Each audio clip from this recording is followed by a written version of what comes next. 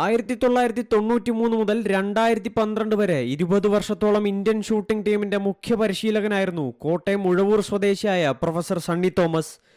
5 തവണ സംസ്ഥാന ചാമ്പ്യനും 1 തവണ ദേശീയ ചാമ്പ്യനുമായിരുന്നു അദ്ദേഹം. പ്രൊഫസർ സണ്ണി തോമസിന്റെ പരിശീലനത്തിൽ ഒളിമ്പിക്സിലടക്കം 100-ലധികം അന്താരാഷ്ട്ര മെഡലുകൾ ഇന്ത്യൻ ടീം നേടിയിട്ടുണ്ട്. ഏഷ്യൻ ഗെയിംസിലും കോമൺവെൽത്ത് ഗെയിംസിലും പ്രൊഫസർ സണ്ണി തോമസിന്റെ പരിശീലനത്തിൽ ഇന്ത്യ മെഡലുകൾ നേടി.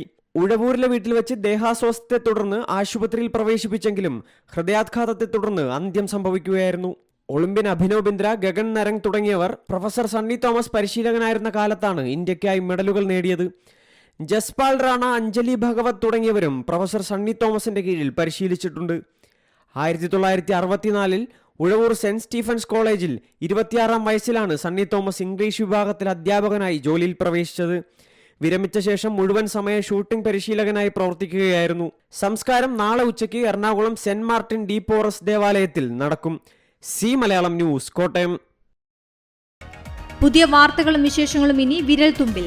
എല്ലാ ഡിജിറ്റൽ പ്ലാറ്റ്ഫോമുകളിലും ഇപ്പോൾ സി മലയാളം ന്യൂസ് ലഭ്യം.